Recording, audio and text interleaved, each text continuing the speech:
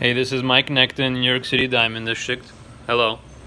And what I'm going to show you in this video is I'm going to introduce you to a diamond scale, which is right in front of me here.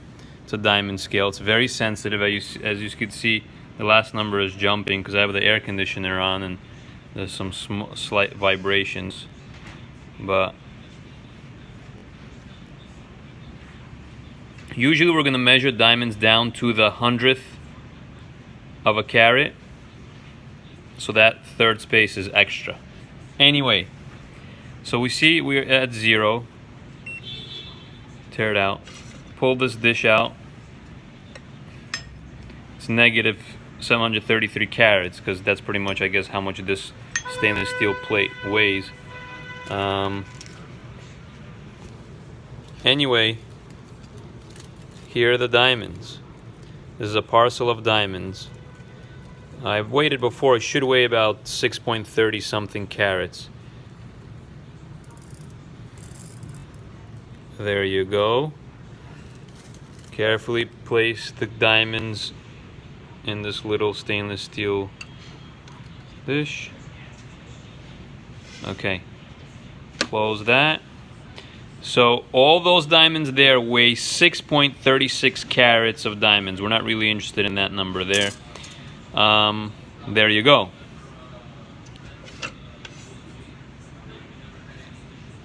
So now let's take a look at these stones here. On average,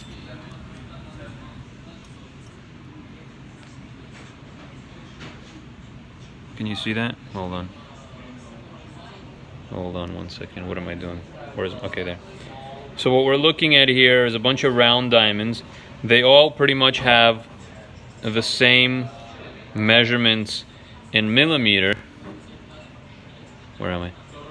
And that's very important if you want to make a uniform line of diamonds, for example, for a, I don't know, for a diamond wedding band, for example, or even a bracelet. Usually you want them to all match.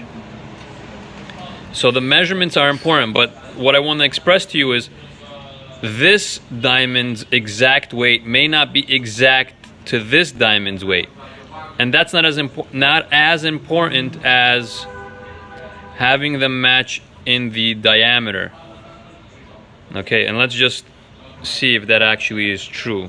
They should be close. These are small stones, so they might even be close, but if they're off by a 100th of a carat or whatever.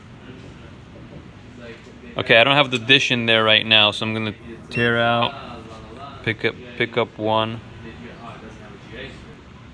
and place it right there. That's a 13 pointer. I put it right there, just. And the other one.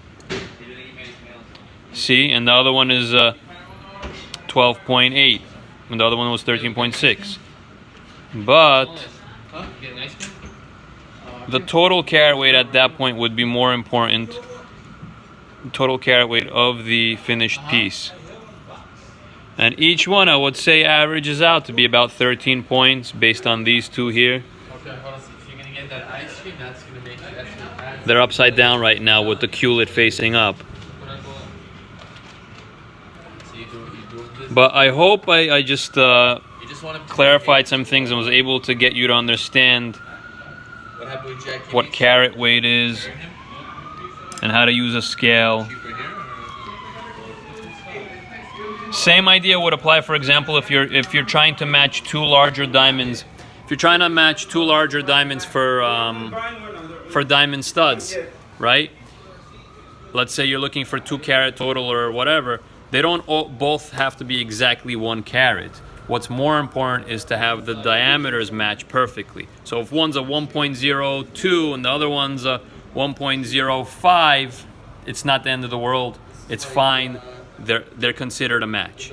All right? Thank you very much.